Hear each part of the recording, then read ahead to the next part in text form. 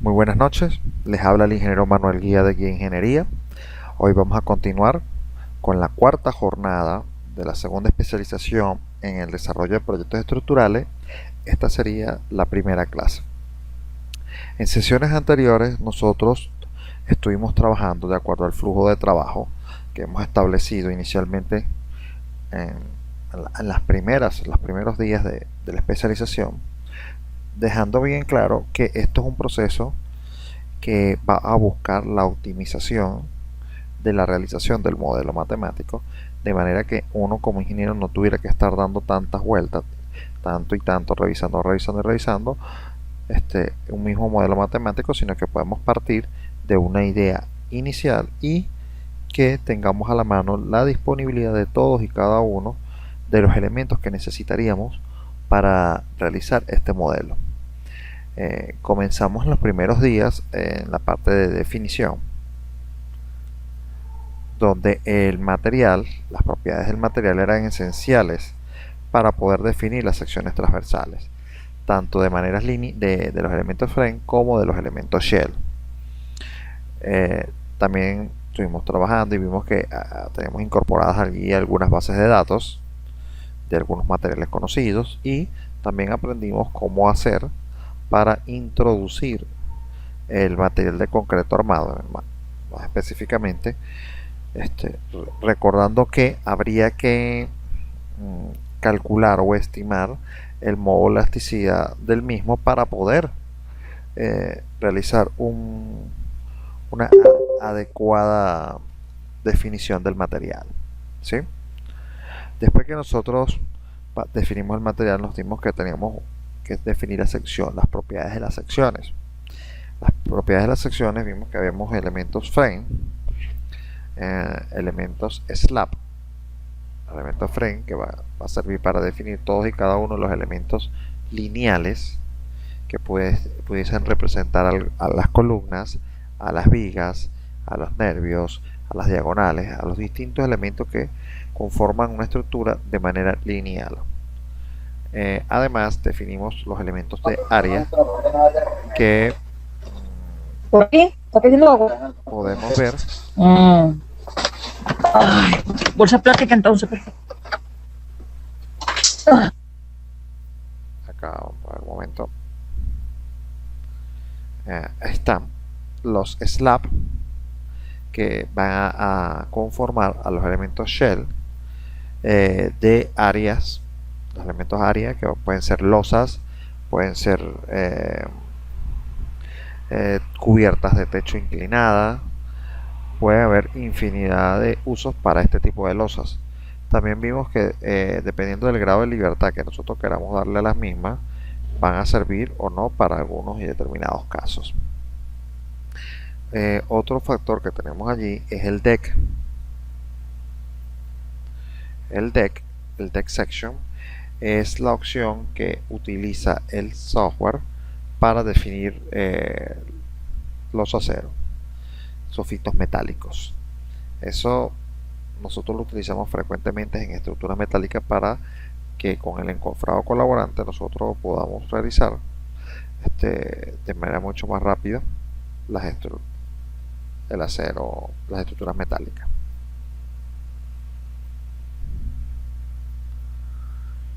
Ok, fíjense entonces que después que nosotros tenemos ya las losas definidas, los decks definidos, nosotros podemos definir también secciones de muro. Estas secciones de muro las tenemos que definir en el wall section, ya que si no las definimos en este módulo, el software no me va a permitir utilizar las opciones de muro para dibujar muros. Porque para él no tengo una sección definida, por lo tanto no puedo utilizar la opción de muro. Eso es más o menos lo que él producirá. Un momento.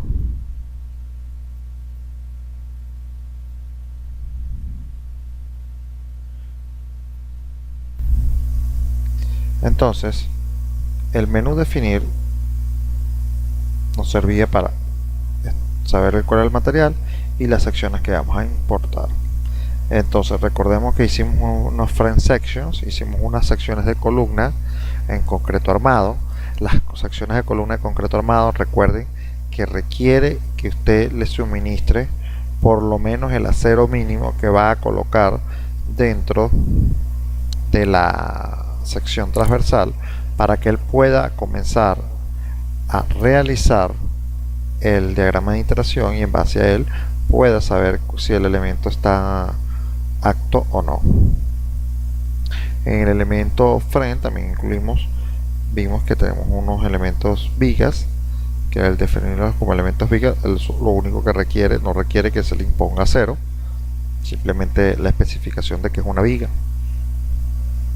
Hay ejercicios que se les hizo llegar en los que ustedes deberían comenzar a desarrollar algunas secciones metálicas de acuerdo al procedimiento que estaría indicado en el material de apoyo. Después incluimos la parte de losas, la parte de las secciones deck y los wall section, que es lo que conversaba, que cada uno de esos elementos tiene que ser especificado de acuerdo al grupo. No podemos estar utilizando, por ejemplo, secciones de losas para ponerlas de manera vertical, porque entonces el software no las va a reconocer como un muro y tanto no le va a hacer el cálculo de muros. Allí donde dice Reinforced Bar Size, recuerden que ahí fue donde incluimos todos los diámetros que tiene las barras o cabillas de acero, para que cuando nosotros utilicemos esas medidas como referencia las conozcamos. Posteriormente nosotros pasamos a lo que nosotros conocemos como los load patterns. Los load patterns o patrones de carga nos sirven para definir y establecerle al software cuáles son los parámetros de carga estática que vamos a utilizar dentro del software. Esos load patterns están allí. Vamos a hacer clic un momento. Claramente establecidos los casos de carga muerta, carga variable y sobrecarga permanente. En este caso, las personas que están usando la versión trial, por más que puedan definir esto, más adelante les va a tener un problema de que no van a poder incluir el caso de sobrecarga permanente, pero no van a generar ningún otro problema. Importante es conocer que esta carga, vamos a decir, esta opción solamente sirve para establecer cargas estáticas. A pesar de que cuando usted despliegue aquí y pueda conseguir algún tipo de carga sísmica, ese tipo de carga sísmica está dirigido única y exclusivamente para los cálculos donde usted necesite colocar la carga puntual del sismo. Y esa carga puntual del sismo no sería más que una simplificación del procedimiento de cálculo actual. En este caso estaríamos trabajando con el análisis estático equivalente o el análisis estático equivalente torsional, que es lo que la simplificación de un estudio de sismo, ¿no? Entonces recordemos que aquí solamente vamos a tener los casos de carga, los casos de carga estáticos lineales. Okay. Cuando vuelvo al menú definir, para la parte sísmica, llegamos a la conclusión de que necesitamos definir y establecer una función espectral. Esa función espectral va a depender de los parámetros que estén establecidos para, en primer caso, cada país. Cada país va a tener su zona sísmica, va a tener sus niveles de aceleración esperados en el suelo.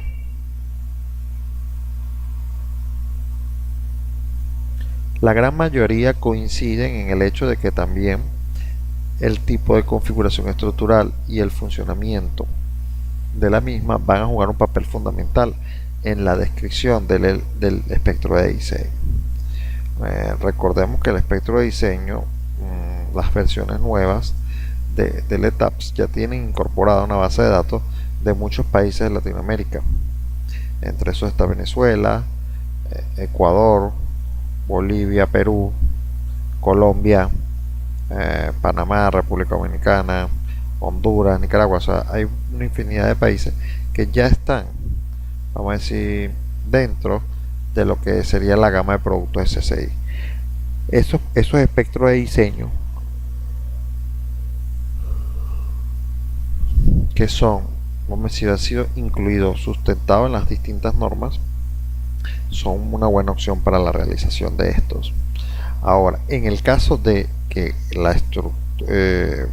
el país no esté todavía incorporado a los espectros de diseño tipificados dentro del software, nosotros podemos generar una hoja de Excel, que es lo que la mayoría de nosotros como profesionales tenemos, una hoja de Excel con las características del espectro de diseño que deberíamos tener para cada país. Ahora, el software permite que ese archivo, que debería estar en TXT, en bloc de notas, pueda ser cargado desde From File, y así nosotros podríamos tener cualquier espectro de diseño, cualquier función espectral dentro de nuestro programa. No habría problemas en que nosotros utilizáramos, por ejemplo, normas de México, Corea,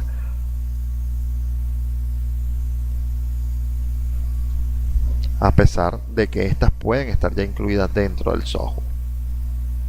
¿Sí? ¿Alguna pregunta hasta ahora? Esto es simplemente un repaso de los videos anteriores para podernos ponernos al corriente y saber qué es lo que vamos a empezar a trabajar en este momento. Entonces fíjense, después que usted haya definido la función, estamos hablando de la función espectral, nosotros vamos a poder definir lo que sería el load case. El load case es el punto en el cual nosotros vamos a incorporar otros análisis diferentes a los lineales estáticos. Los casos estáticos que nosotros generamos en el load patterns, vamos a ver acá: carga muerta, carga variable y sobrecarga permanente. Esos son casos de carga lineales estáticos.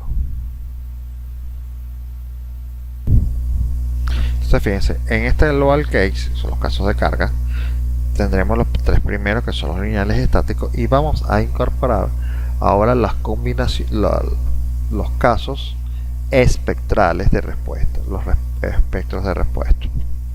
Entonces si abrimos el primero, vamos a hacer una modificación acá,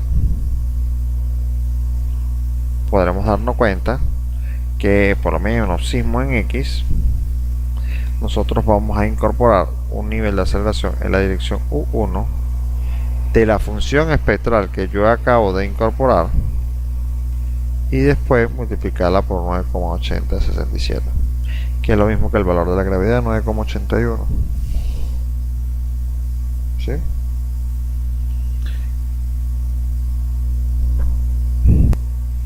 Entonces fíjense, dijimos que toda esta parte de las combinaciones modales se queda de esta manera. El CQC también lo vamos a dejar de eso para el método de combinación modal. TPCRS para la obtención del virus de el vector director.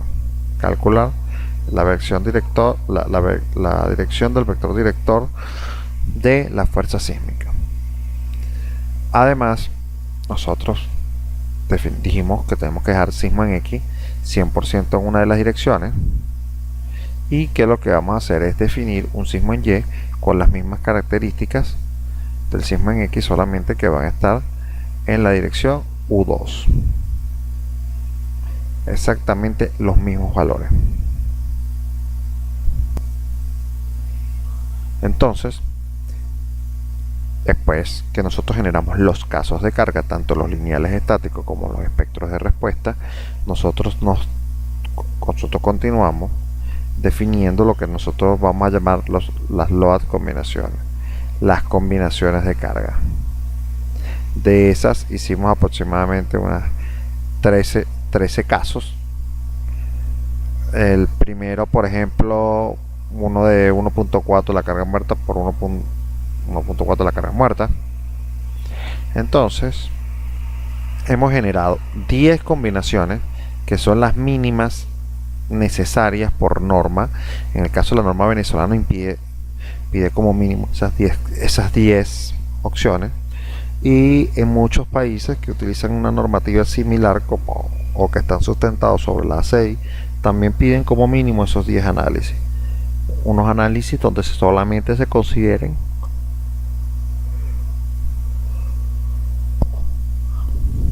las cargas axiales, las cargas actuantes, bueno, la palabra sería las cargas gravitatorias, que son las que van a conformar ese tipo de análisis.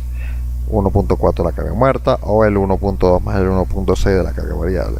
Estas son van a ser siempre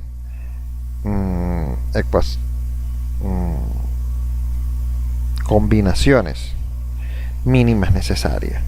Por ejemplo, esas estáticas de 1.4 de la carga muerta sobre 1.4 de la sobrecarga permanente, que son gravitatorias, igual que la de 1.2 más 1.6, que también es gravitatoria, siempre son exigidas, ya que estas son las acciones máximas de carga que se le pueden presentar a una estructura sin que tenga acciones laterales. Entonces, el caso de 1.4 la carga muerta y el 1.2 más el 1.6 siempre es un caso dentro de todo análisis.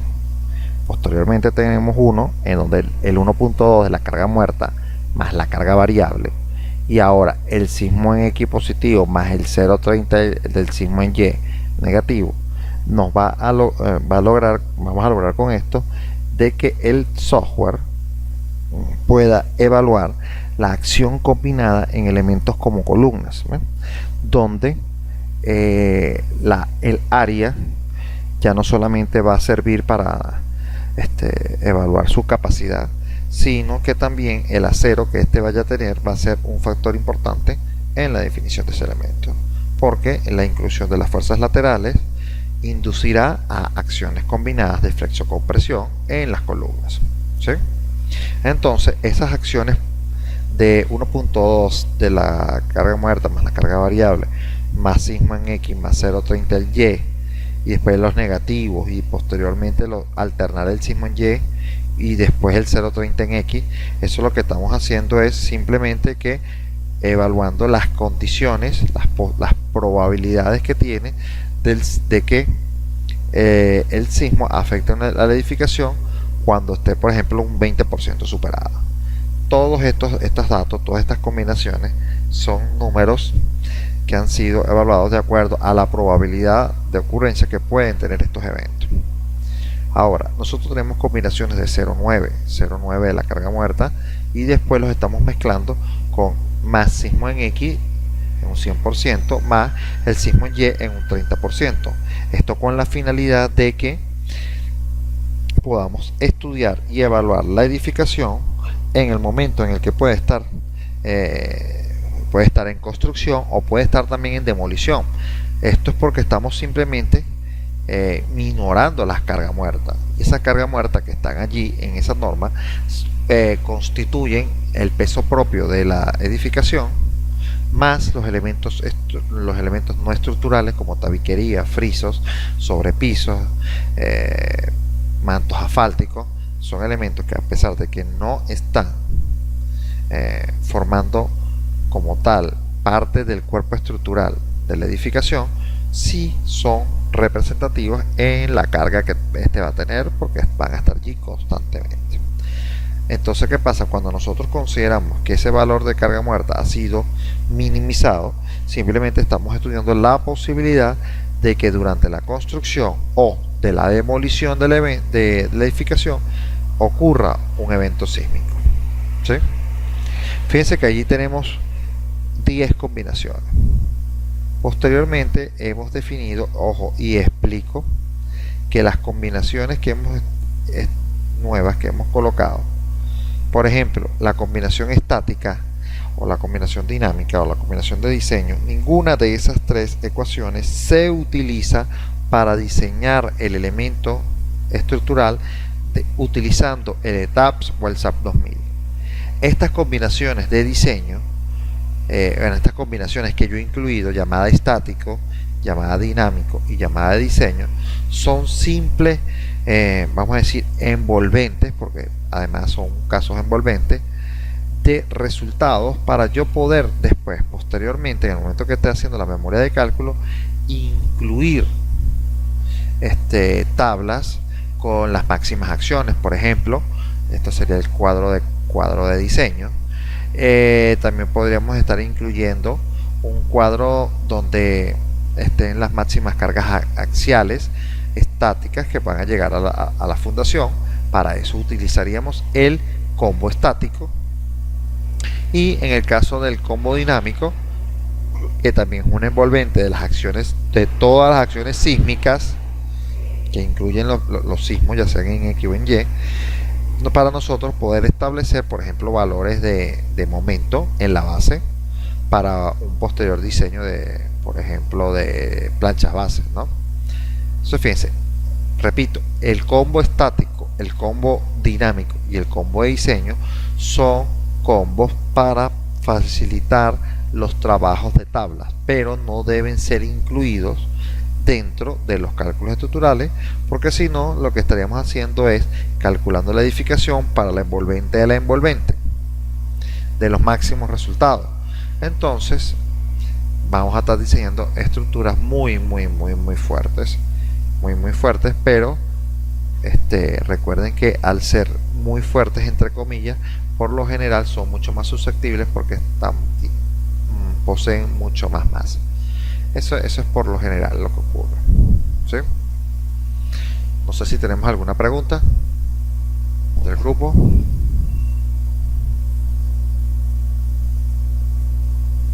Ok, todo perfecto. Entonces, ¿qué vamos a hacer? Ya teniendo esos combos definidos, preestablecidos, nosotros vamos ahora. Tenemos casos de carga que son estáticos y casos de carga que son espectrales. Ahora, aparte de esas cargas que nosotros vamos a poner, deben ser convertidas a masa. ¿Cómo llama eso? Por ejemplo, nosotros estamos hablando de que va a haber una combinación de carga que se llama sobrecarga permanente. Y esa sobrecarga permanente no es más que el peso que tienen los elementos no estructurales. Repito, tabiquería, friso, sobrepisos, manto asfáltico, tornillo, todo eso que va a formar parte de la estructura, pero que no ha sido colocado, por lo menos no solamente que no ha sido colocado, sino que no se modela.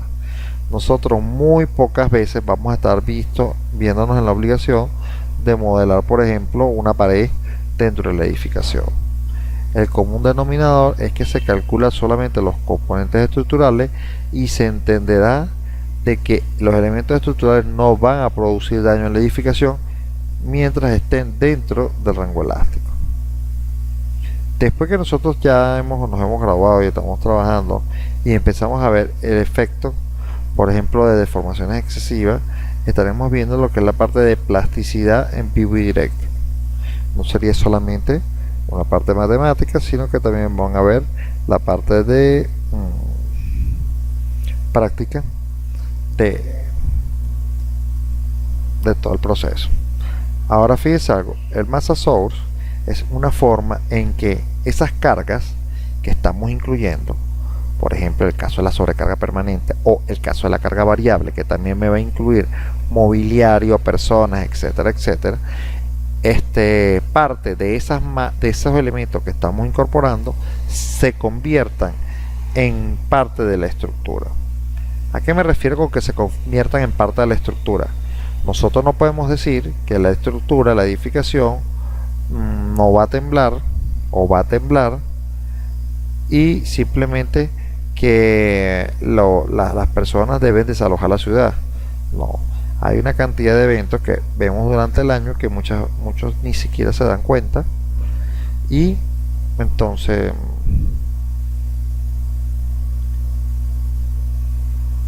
estaríamos trabajando más. Ahora, fíjense, estas masas que vamos a incorporar, que tienen que formar parte de la estructura, vienen de las cargas. si tenemos una carga variable y la carga variable está formada por personas, mobiliarios, etcétera, esos elementos tienen una masa de acuerdo al peso que ellos van a tener. Pero ¿qué sucede? Esos elementos no están siendo modelados. Yo dentro de la edificación, yo no estoy modelando personas, yo no estoy modelando mesas, yo no estoy modelando nada de eso. Entonces, dependiendo del uso que tenga esta edificación, yo le puedo dar una proporción de la masa que ellos tienen para que actúe o trabaje en conjunto con la que ya tiene la edificación. Esto es para nosotros poder evaluar condiciones de carga en las que el edificio esté totalmente lleno, por ejemplo, o que parte de los apartamentos, en este caso dijimos que debe ser residencial, van a estar desocupados. Eso es una acción que es normal para este tipo de trabajo, en el que supondremos que parte de lo que estamos incluyendo se va a convertir en masa dentro de la edificación. ¿Sí? ¿Alguna pregunta?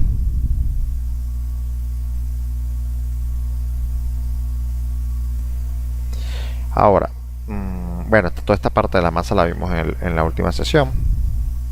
Y le digo, ok. Ahora, fíjense, ya nosotros pasamos ahora a diafragmas. Definición del diafragma, ya nosotros lo definimos. Ahora, el diafragma no es un elemento, es una propiedad que se le asigna a determinados elementos. Y esto nos sirve sino no más para que podamos tener como medidas de referencia las normalizadas.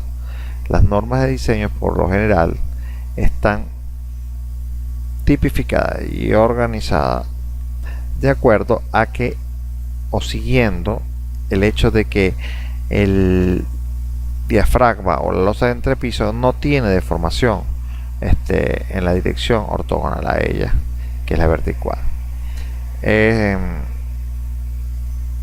Nosotros, por ejemplo, vamos a suponer en una primera instancia, no, en toda la gran mayoría de los estudios, que vamos a generar un diafragma de tipo rígido. Esa es la propiedad que va a tener el diafragma. Ahora, ¿qué le vamos a ganar con esto? Sino que el desplazamiento sea homogéneo. No podemos usted obligar a una persona, por ejemplo, mira, tenemos que estar a determinada hora y esta persona no cumpla el parámetro. Hay un momento aquí.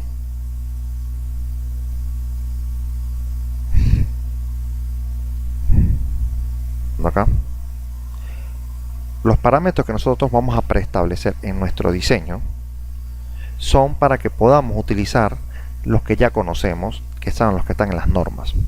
Por ejemplo, si nosotros tomamos un pórtico, vamos a suponer que me quede un poco recto acá.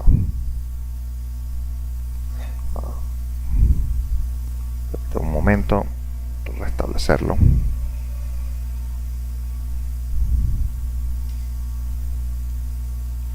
Vuelvo acá.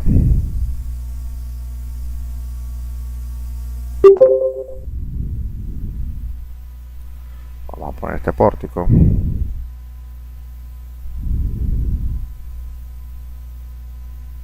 Vamos a suponer el pórtico. Entonces, nosotros tenemos, vamos a decir, como parámetros en el que la deformación de este elemento que está acá, que va a ocurrir de esta misma forma aquí,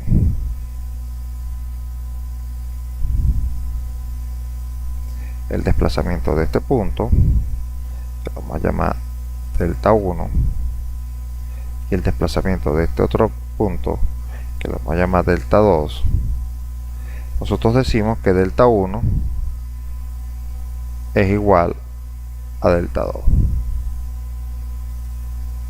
Esto es una simplificación que nosotros hemos venido haciendo desde hace muchos años.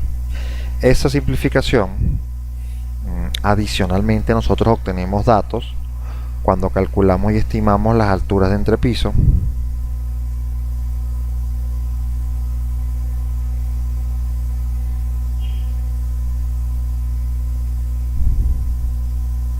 Y como este punto que también aquí se está desplazando con este que está acá, es un desplazamiento relativo entre niveles, y después estos son otros delta. Hay un valor que para nosotros es bastante, vamos a decir, común utilizarlo, que es el de la deriva. La deriva no es más que el delta n menos delta n menos 1 dividido entre la HL entre piso. ¿Sí? En este momento, cuando nosotros hacemos esto, que es la que calculamos la deriva, solemos compararlo con los valores de 0.12 o 0.018.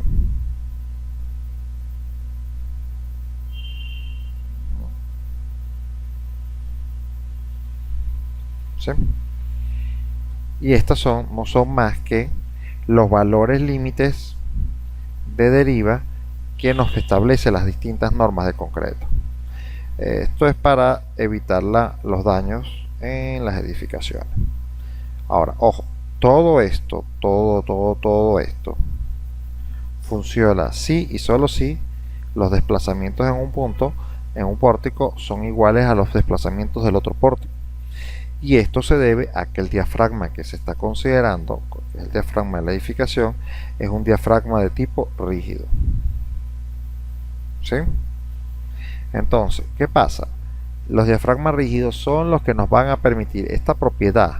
Cuando yo le incluyo esta propiedad a las losas, es esa propiedad la que nos va a permitir poder comparar nuestros resultados con los que están en la norma establecida. Si no, estaremos comparando peras con manzanas y entonces la cosa no es muy coherente. ¿Estamos claros?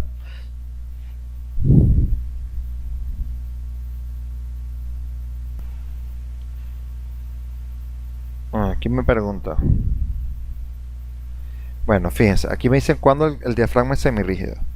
En la vida real, hablemos de la vida real, los diafragmas no van a ser normalmente rígidos. Los diafragmas en la realidad son semirrígidos.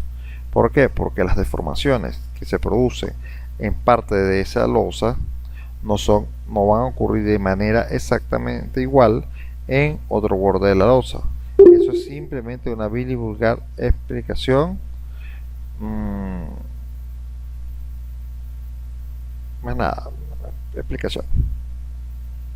¿Sí? Bueno, entonces ¿qué pasa? Cuando uno deforme lateralmente un elemento, por ejemplo, porque la acción viene directa en este punto, toda la parte vamos a decir, circunvecina de la losa se va a ver afectada, y no necesariamente tiene que ver un punto más alejado de dicha losa para que tenga el mismo efecto que la que tuvo en contacto directo con, por ejemplo, con la fuerza sísmica.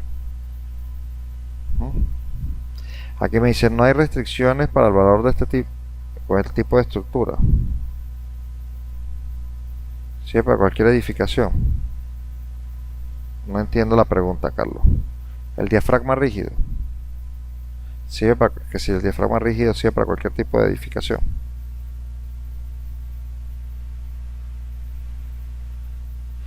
Recuerdo, les explico.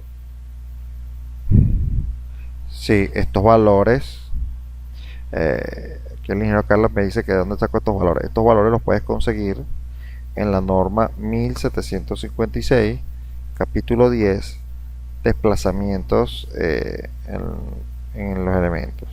Estos valores que están acá son los mínimos normalizados para las derivas de trepiso.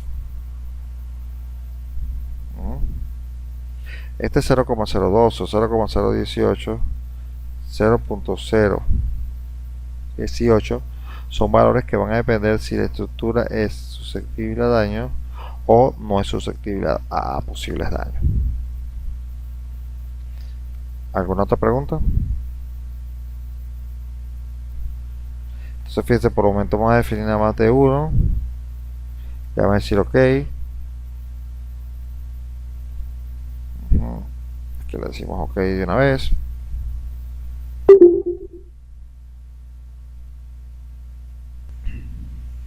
Que en resumen nosotros ya hemos establecido todos los parámetros que vamos a utilizar en este diseño.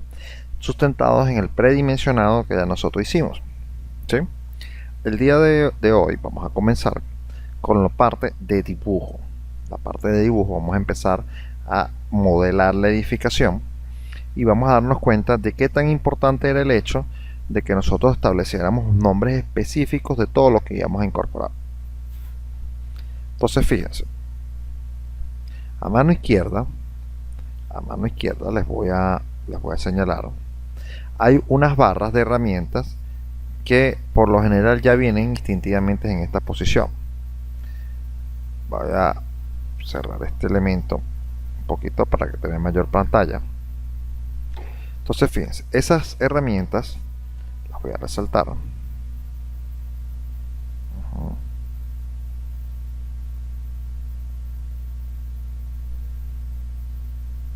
La franja amarilla que estoy aquí poniendo.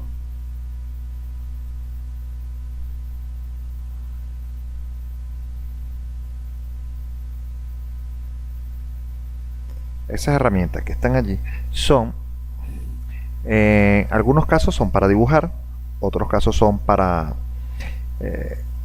bueno, casi todas son para dibujar, pero hay unas son herramientas para generar elementos y otras para facilitar nuestro dibujo.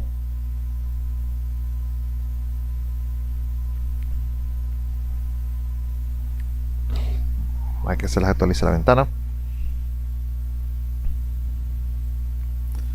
Ok. Esa ventana que está en la parte inferior, en la inferior no, está en la parte justamente lateral, ahí se las marqué con la franja amarilla. Vamos a incorporar esto. Fíjense que entre elementos y elementos hay una línea divisoria que la voy a resaltar con un color magenta.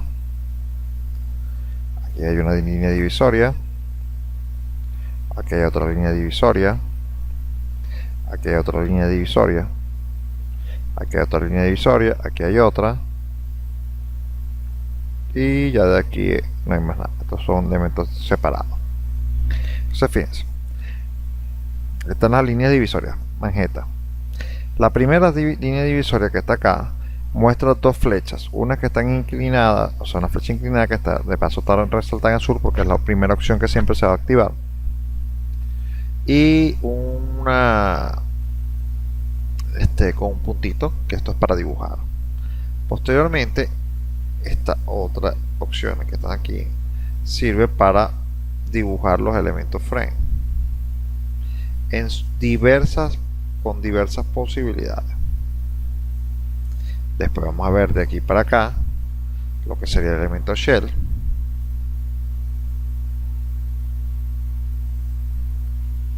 elementos de área. Estos más que todo son para losas de techo, cubiertas de techo. En la parte posterior, en la parte inferior, nos vamos a encontrar con, de aquí para acá, muros. Esto es para la realización de link. Los links son simplemente que elementos que se van a conectar a él directamente a través del software, que nos permite simular, por ejemplo, que existe un neoprene y permite la transmisión de fuerzas de un elemento a otro sin que se tengan que estar poniendo articulaciones ni nada por el estilo. El siguiente elemento es para la secuencia de construcción. Este es para dibujar en vertical. Ahora estos, los siguientes elementos que están acá, funcionan como los elementos de AutoCAD. Estos elementos de aquí para acá funcionan como AutoCAD.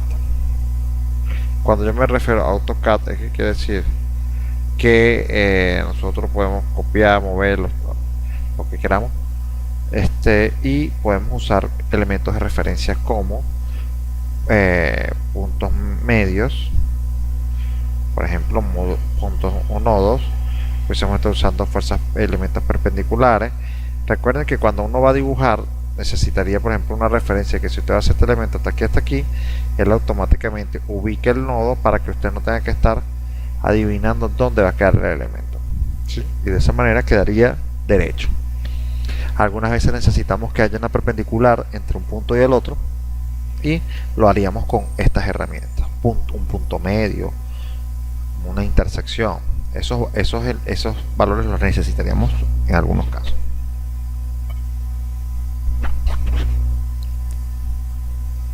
Entonces, dicho esto, vamos a empezar a utilizar las primeras opciones. Fíjense, en mi caso se van a dar cuenta que hay un botón que presiona, que tiene una barra inclinada con dos punticos, y en la parte inferior tienen una barra muy similar con dos punticos igual, solo que tiene incorporado un punto rojo en el centro, y además tiene un cuadro punteado que lo rodea. Entonces fíjense, la primera opción, que es la barra inclinada sola, esa barra inclinada sola es para nosotros poder realizar elementos que no necesariamente tengan que seguir la dirección de las líneas de grid. Recuerden que las líneas de grid, como ya hemos dicho en otras oportunidades, me va a servir para, uno, visualizar, y la otra para ayudarme a dibujarla. Entonces fíjense, cuando yo presiono el botón de la barra inclinada, lo primero que se me va a activar es una nueva ventana en la parte inferior, que sería esta ventana que dice Project, propiedades del proyecto. Esas propiedades del proyecto me van a permitir a mí definir de una vez cuál sería la sección transversal que yo deseo hacer. No tengo que después estar yendo a, por ejemplo,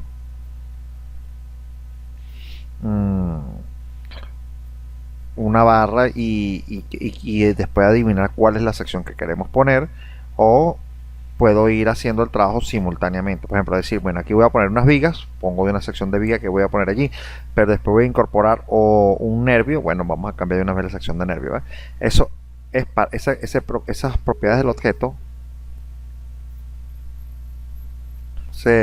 properties object, es para que de una vez que, a medida que usted vaya trabajando, dibujando, pueda incorporar la sección transversal que aplica para ese punto. Por ejemplo, fíjense que acá por los momentos tiene establecido property tipo de línea frame, property C30x30. Esa sería la columna de 30x30. Fíjense que ese ya es el primer punto en el que ustedes tienen que darse cuenta que necesitan darle un nombre fácil, fácil y corto de entender, para que al momento en el que usted vaya a desarrollar el modelo sea algo manejable. Pues fíjense que dice C de 30x30. Vamos a suponer que yo voy a agarrar por lo menos unas vigas. Fíjense que allí ya al hacer clic sobre el 30x30 se me va a desplegar una ventana en la que yo voy a poder incorporar cualquier sección de la lista. Ahora, ¿quiénes son los que están en esa lista? En esa lista simplemente están las secciones transversales que están definidas en mi modelo. ¿Ven? Por eso les dije que no valía la pena trabajar con todas las secciones transversales que tenía el modelo inicial. Si no sé si se recordarán, quedaban, había que borrarlas, eran muchas. ¿Por qué? Porque si usted las deja, cuando usted despliegue esta lista, le van a salir absolutamente todas y cada una de las secciones que borramos, más la que usted incorporó. ¿Sí? Ahora, después me habla de los momentos release, la liberación de los momentos. Ahora, en esto hay que tener especial cuidado, porque a pesar de que, ojo, simplemente significa dibujar algo, una viguita. Bueno, esa viguita usted tiene que conocerle la forma en la que se debería comportar, o por lo menos tener una idea, de manera que usted no vaya a llegar y ponga como momentos continuos algo que no lo va a hacer. Entonces fíjense, si yo llevo esta viga de 30x50 y yo digo, vamos a los momentos van a ser momentos continuos, de tipo continuo. Entonces estaríamos diciendo que los momentos en ese punto de esa viga no se van a estar haciendo cero, simplemente que continuarán y se transmitirán a el nodo que está allí, y ese nodo puede estar en contacto con columnas o con otras vigas, y él tratará de disolver la fuerza sísmica en base a ese punto. ¿Sí? Sísmica, bueno, sísmica y de carga, cualquier fuerza. Ahora, cuando nosotros tenemos momentos, y yo le digo aquí en vez de decirle continuo, le digo Pinnet, la opción de Pinnet. La opción de Pinnet no es más que una acción que liberará los momentos en los extremos de ese elemento que yo voy a dibujar. Por ejemplo, las columnas siempre van a trabajar de manera continua. ¿Sí? ¿Por qué? Vamos a decir, con los momentos de manera continua, debido a que tiene que haber una transmisión de esas acciones de las vigas que se generan en las vigas como momentos flexionantes, se tienen que transmitir a la columna, porque si no, o sea, tiene que poder hacerlo. Ahora, el caso de las vigas pueden llegar a ser tanto continuas como con momentos liberados Pinnet. ¿Qué pasa? Yo voy a hacer más o menos un diagrama de momento acá de lo que representaría. Si por ejemplo nosotros representáramos una viga en este punto, y esa viga que estamos representando allí tiene exactamente, por ejemplo, la intención de poner esta barra de manera continua, nosotros obtendríamos diagramas de momento de esta manera. Chacata, chacata, chacata. Y aquí, y aquí. ¿Ven? Estos momentos, el hecho de que este momento transmita directamente sobre el momento que está, bueno, realmente es que la cosa es que si esta barra está ayudando a esta otra barra y a esta barra, a esta otra barra, simplemente lo que estamos teniendo es momentos continuos en la base. Es la única forma de hacerlo. En caso en que no fuese de esa manera, usted tendría este momento acá, y en cada punto usted tendría un momento igual a cero. ¿Ven?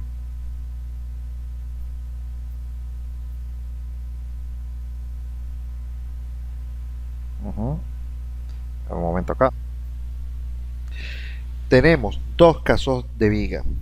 Uno en el que el momento, vamos a decir, el momento negativo se da en el nodo, donde específicamente puede haber un apoyo, una columna, algo que esté allí, o en el caso en el que no se da, en la parte inferior. Ahora, la parte superior se realizaría de manera continua, el frame, pero en la parte inferior se haría de manera Pinnet. Ahora, ¿en qué casos tendría yo una viga con momentos igual a cero? En el nodo. ¿En qué caso podría aplicar un diagrama de momento como el que está acá encerrado en este cuadro que voy a poner?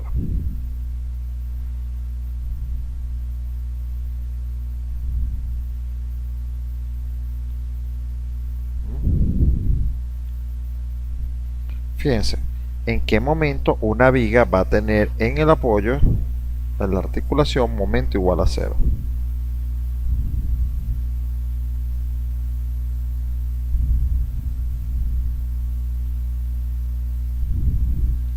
¿Sí? Y Carlos ya sacó el haber hecho el curso en otras versiones. Fíjense, estas acciones solamente vamos a decir, se presentan cuando las juntas de estas vigas son pernadas. ¿Sí?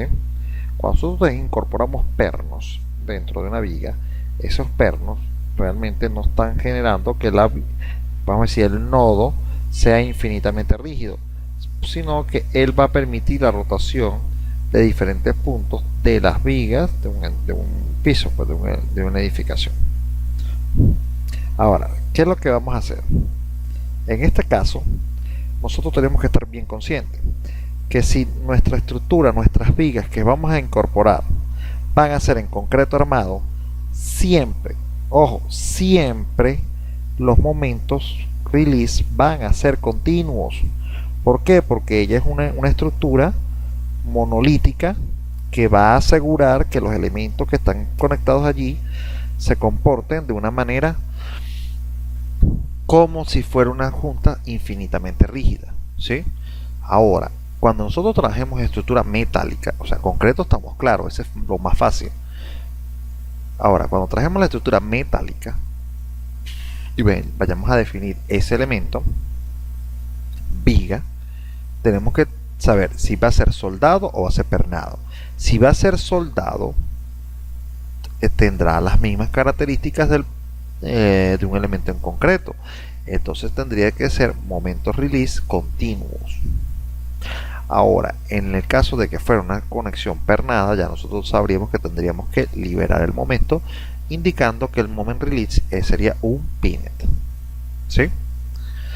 Fíjense, esto es bastante fácil, pero la primera vez pega bastante la explicación. Aquí me dice, en etapas, ¿cómo realizo las conexiones de pernos? Las conexiones del modelo o generar una conexión, algún tipo de conexión. No entiendo la pregunta allí, Vladimir. Fíjense, yo creo que sé más o menos por toda la pregunta. El etaps tiene incorporada unos módulos para diseño de conexiones.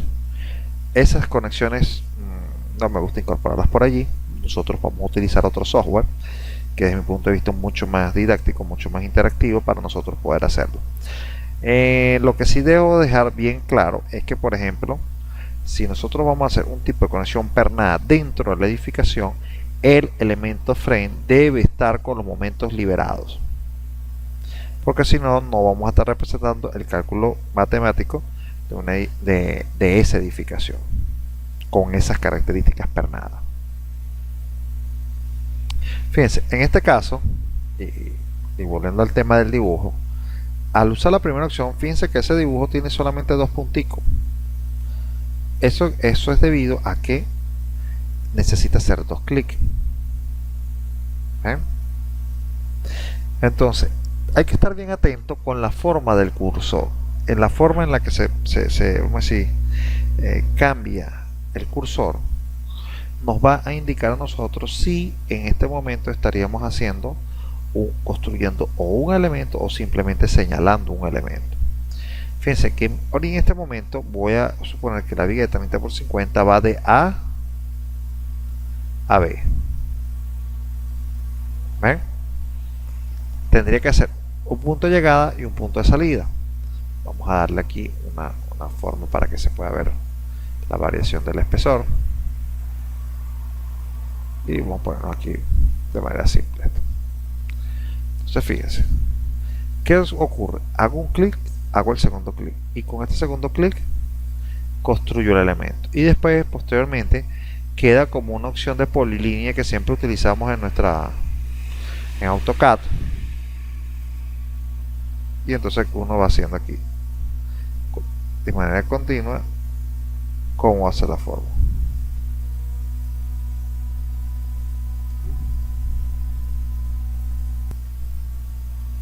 Fíjense, lo único que no me gusta de esta opción es que siempre tengo que estar haciendo dos clics. ¿Ven? Yo voy a borrar esto que está acá. Y ahora voy a ir con la siguiente opción. La siguiente opción es muy similar a esta opción de hacer dos clics. Simplemente que ahora tiene incluido en el centro un punto rojo y está rodeado de un cuadro que está segmentado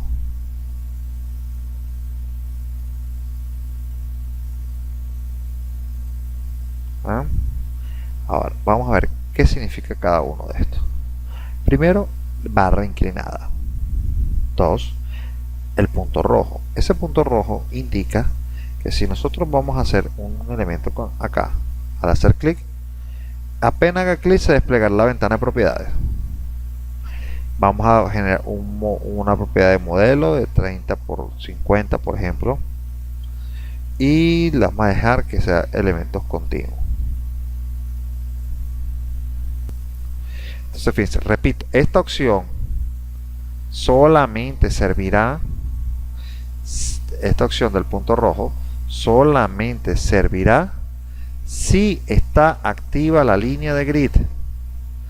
Fíjense que acá la podemos desactivar. Aquí en el círculo rojo yo lo puedo desactivar o activar. Si yo tengo la línea de grid, podré utilizarla como referencia para dibujar algunos elementos. ¿Ven? Con un solo clic sobre la línea de grid.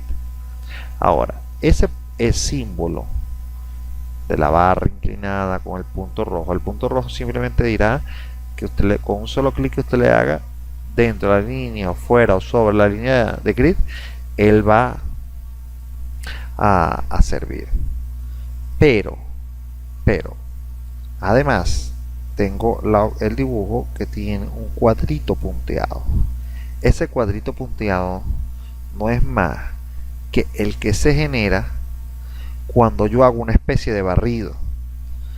Cuando yo hago el barrido, por ejemplo, igual que en AutoCAD, ya sea de izquierda a derecha, de derecha a izquierda, manteniendo las mismas opciones de Autodesk, ¿qué pasa? Fíjense, ahí está la ventana.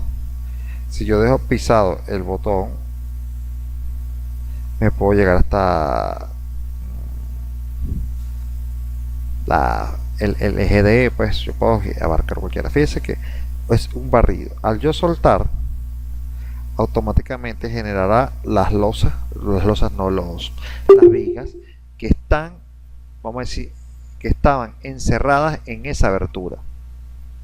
¿Sí? ¿Sí se entendió? Así como yo pude haber hecho una por una, yo pude haber hecho varias de un solo golpe. Entonces, de esa manera yo habré creado el sistema de vigas de todo un nivel, haciendo un barrido.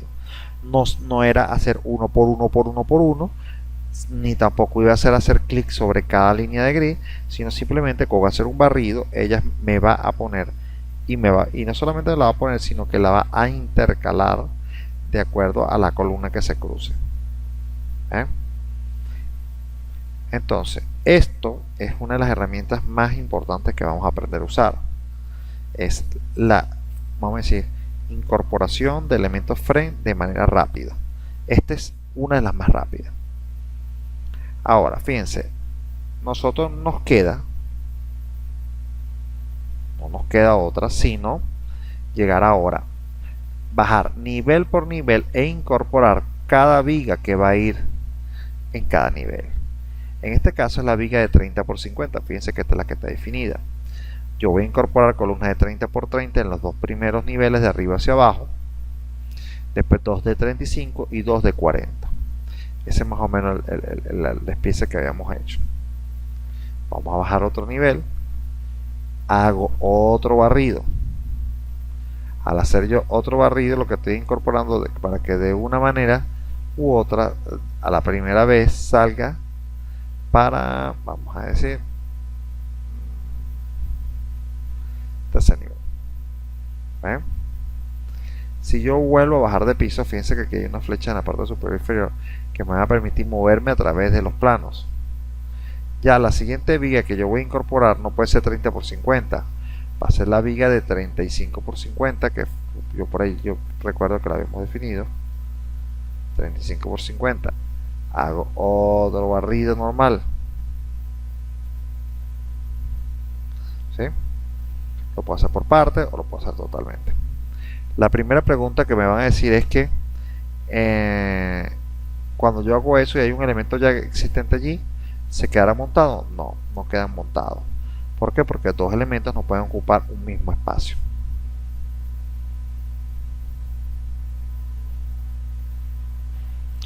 Ok, miren, fíjense esto. Cada vez que ustedes utilizan para el dibujo las líneas de grid le están asegurando la perfecta interconexión entre los elementos. No hay forma de que utilizando la línea de grid la conexión haya quedado dañada. La única forma es que usted haya hecho el cálculo o vamos a decir el dibujo punteando de manera individual elemento por elemento, y entonces ahí puede correr el riesgo de que te quede desconectado. ¿Sí? Voy a seguir al otro nivel, 35 por 50. Vamos a bajar 35 por 50. El siguiente nivel vamos a bajar otra vez, ya sería 40 por 50 seguro. 40 por 50. Hago el mismo barrido. Me falta que otro entrepiso, bajo otro entrepiso. Vamos a ver acá. Y suelto y se hacen todos los de un solo golpe. ¿Todo claro? Hasta acá. Una pregunta acá. ¿Cuántos puntos de interconexión tiene esa planta en el Stories 1 Z igual a 3?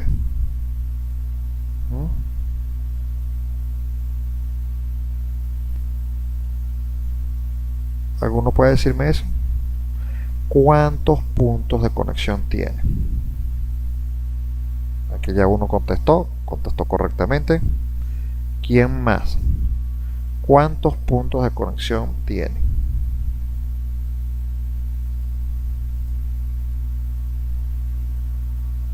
No se le ocurre ninguno.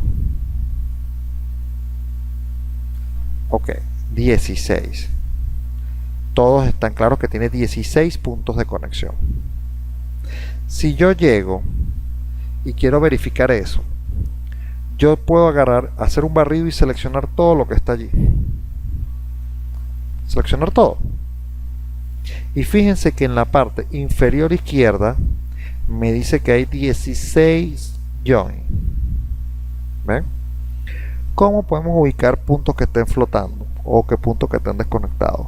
Haciendo esto, simplemente estableciéndome en la parte, vamos a decir, en planta, la parte superior del modelo, y ver si corresponde a la misma cantidad que estoy contando. Si por ejemplo ahí en vez de decirme 16 join me dijera 17, yo sé que hay algún join, algún punto que está siendo contado dos veces. Eso quiere decir que hay un punto por ahí suelto, flotando, que puede ser que sea un elemento que quedó desconectado de uno, o que lo perdiste. Tan sencillo como eso, lo dibujaste en otro lado. O sea, eso puede suceder. ¿Estamos claros? Ahora, fíjense, yo me voy a volver a parar, voy a volver a establecer el nivel superior de la edificación. Y fíjense, me acabo de percatar de algo. Voy a indicar acá en que mis plantas, las plantas no les he editado el nombre. Todavía dicen base, story 1, story 2, story 3, story 4, story 5, story 6. Esos elementos yo voy a cambiarlo. A mí no me gusta que diga story 6, story 5, story 4, porque no me está hablando ni de la cota ni de la altura exactamente que estoy trabajando. ¿Ven? Entonces, antes de continuar, voy a pararme en el story 6. Bueno, ya estoy parado en el story 6, pero voy a hacer, antes de continuar con todo lo que estoy explicando, voy a hacer una modificación de la línea de grid, dando botón derecho en cualquiera de las ventanas en la parte blanca. Le voy a decir que voy a modificar la línea de grid, y en este caso voy a modificar las alturas. Para eso vamos a hablar de hacer una edición, base n, vamos a poner mayúscula, n más 0.00m metro. Es una edición que voy a estar haciendo. N más 3.50 metros n más 7.00 metros,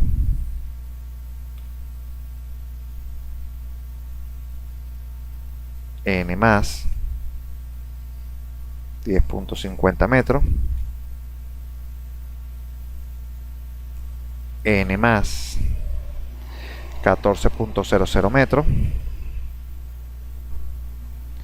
n más 17.50 metros y n más 21.00 metros.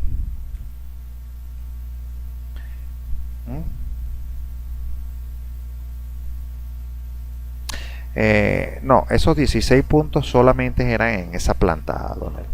Solamente en esa planta. En todo el edificio puedo agarrarme, pararme en el 3D y hacer un barrido en todo el edificio y yo pudiese saber cuántos puntos exactamente tengo. ¿Sí? Esto es para que nosotros, en este caso yo ya iba a entender que ustedes sabían, iban a comprender cuál es el concepto del join. ¿Ve? Fíjense, de esta edición lo que estoy editando es el story, el story data, para que ya no me aparezcan esos valores, esos nombres de story 6, story 5, sino que me aparezcan como estamos acostumbrados a utilizarlos en niveles. Y de esta manera, cuando yo me vaya a mover entre plantas, ya no me aparezca esto de story 6. ¿Sí? ¿Alguna preguntita? Ahora acá, ok. Le digo ok. Ahora ya yo sé que estoy parado en el nivel 21. Voy a quitar momentáneamente las vigas de este primer nivel. Las voy a seleccionar y las voy a borrar para que podamos visualizar lo que quiero mostrar. Ahora, ok. Fíjense, si nosotros voy a ir tachando las opciones que hicimos. Ya hicimos esta, ya usamos esta. Queda la opción de un dibujito que parece un perfil IPN con un circulito rojo en el centro, con un cuadrito punteado,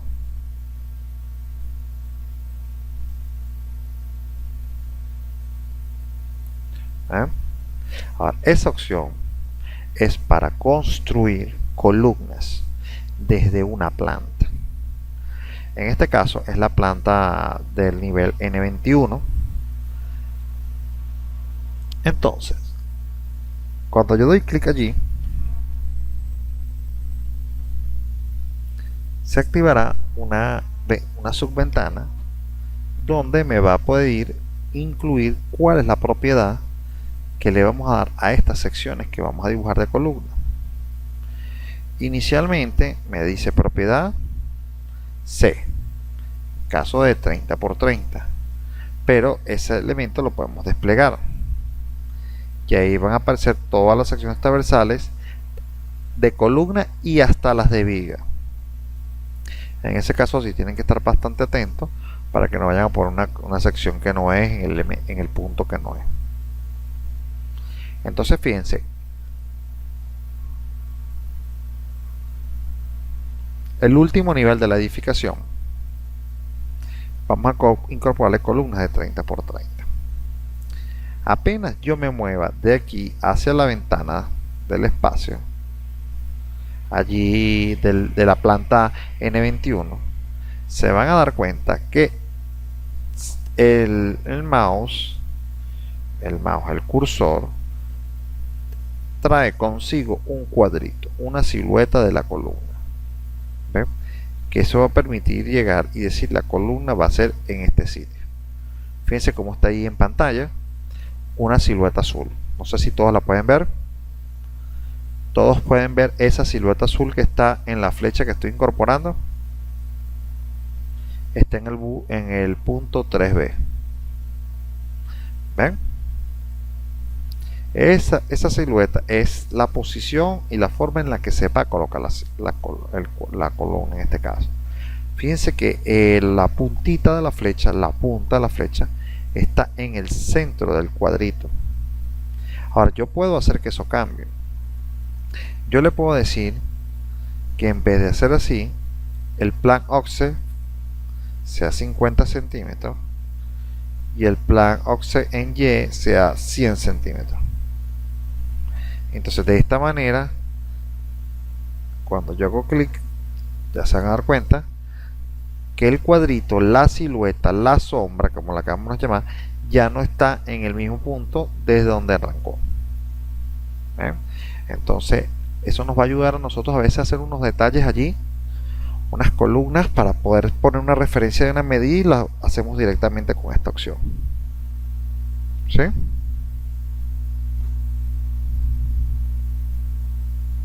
Voy a esperar ahí a ver que se les actualiza. Ahí está. Fíjense cómo la punta de la flecha está en el 3B y ella está en como movida ahí como a 3B 0,50 metros, no sé. Pero no aparece dentro de la fotografía porque no estaba. ¿Estamos claros ahí?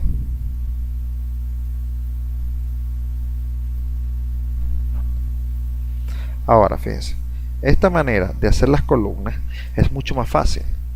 Yo por lo menos yo le pongo C en 50, le pongo 0, en no sé qué, 0. O sea que quiero que esté en todo el centro. Pero puede ser que la columna yo la quiera girar. Y ahí donde dice ángulo de gray, yo puedo poner que el ángulo es 45. Le doy clic en la parte exterior. Y fíjense cómo ahora la columna, la sombra de la columna, ha girado. Vamos a poner más acercado. Ha girado. Y eso es porque le dije que el elemento fuera, evidentemente, girado 45 grados, la sección. De esta manera nosotros podemos hacer que, por ejemplo, voltear un perfil IPN, que es darle la mayor inercia en la dirección que nosotros deseamos y no en la que el software automáticamente me suelte el elemento. ¿Sí? La vamos a poder facilitar. Ya. ¿Ven? Pueden ver, percatarse cómo está girado. Esa parte que está girada simplemente es porque le incorporé 45 grados al ángulo que está acá. Vamos a ponerlo en 0.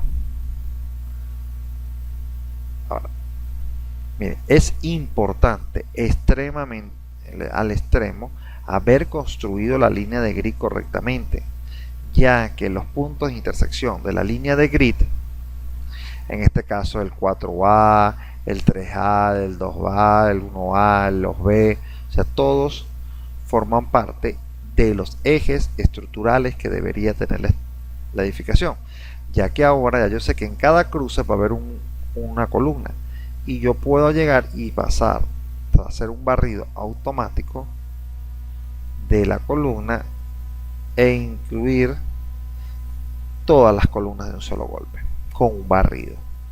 Yo tengo la certeza de que todas esas columnas están en la posición correcta debido a que yo tuve especial cuidado con la línea de grid. Un barrido, suelta y haces todas las columnas de un solo golpe. ¿Qué es lo que me faltaría? Después bajar a los siguientes niveles. Vamos a ver acá. Vamos a incorporar todas las vigas. Voy a hacer las columnas. Bajar al otro nivel.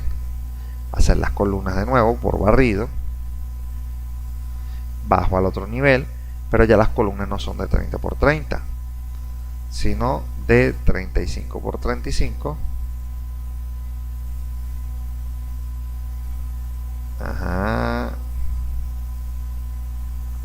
O de 35 por 35. Y al final,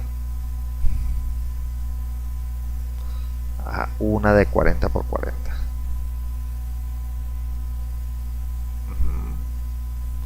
Aquí va una. Y la de planta baja.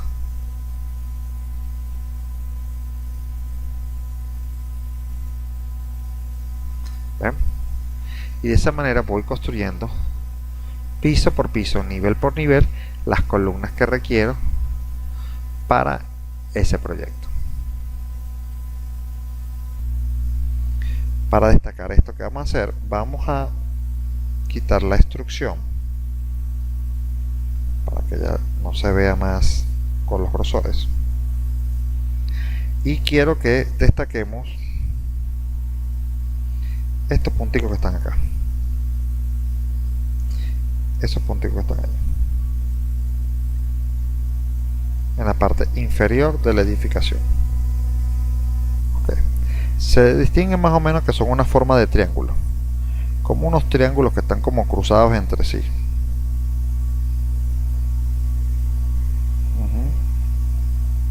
Entonces fíjense, esos son los apoyos.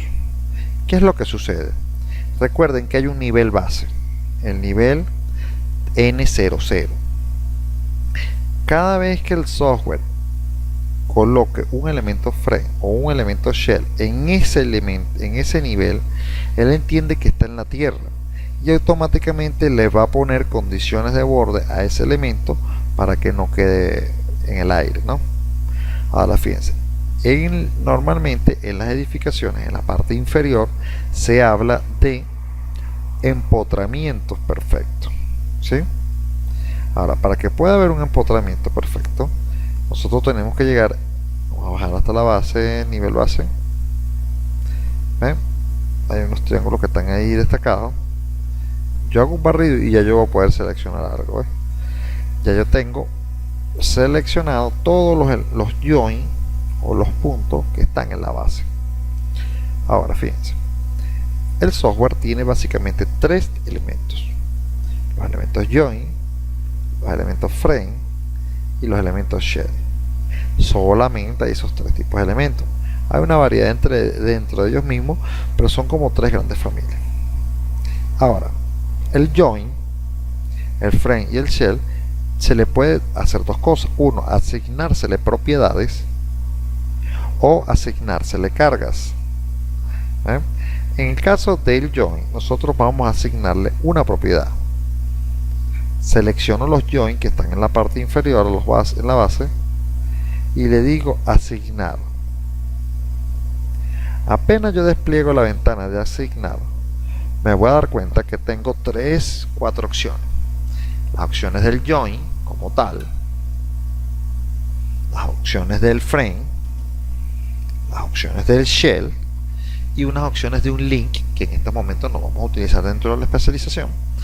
Es una propiedad que vamos a darle, se le dan a ciertos elementos para producir interconexión de elementos como neoprenes y cosas así. Entonces fíjense, cuando nosotros acercamos y nos ponemos en el join, ojo, estoy seleccionando los puntos, me paro en asignar al join, la ventana me muestra un elemento que dice restraint, restricciones. Me estoy parando para asignar una restricción a ese join, esos 16 join que tengo yo en la base.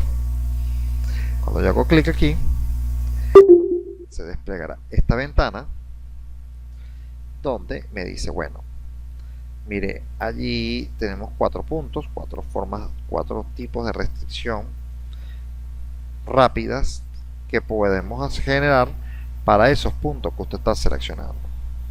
Podemos seleccionar un empotramiento donde estarían marcados todos y cada uno de las restricciones de traslación en X, traslación en Y, traslación en Z, rotación alrededor del eje X, rotación alrededor del eje Y y rotación alrededor del eje Z. ¿Ven?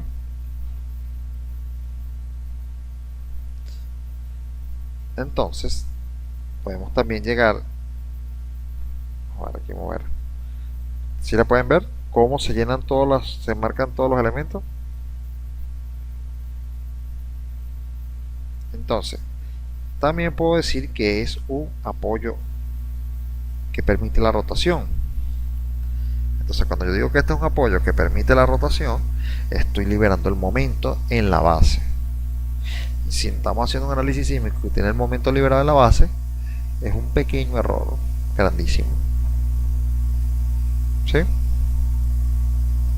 Ahora fíjense que yo también puedo decir que esto es un elemento que es como un rodillo móvil, y solamente, por ejemplo, la traslación en Z es lo único que él liberaría. Y posteriormente tengo como última opción la de la pelotica, que es que está hablando de un nodo, específicamente un nodo. No tiene restricciones en X, ni en Y, ni en Z, ni tampoco tiene restricción las rotaciones que él vaya a tener. Todas marcadas. ¿Sí? Ese es el nodo. En la base deberían ser empotradas. Y le digo aplicar. Y cierro. Apenas le deja esta figurita que parece un pórtico derecho,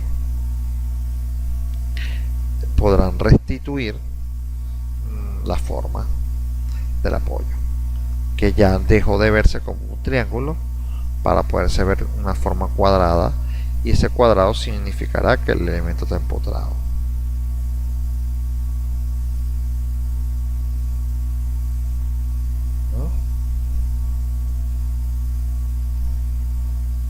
¿Alguna pregunta?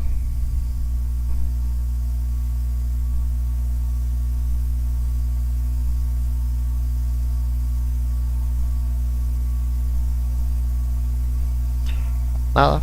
¿Alguna pregunta? Sí, ya lo pueden ver.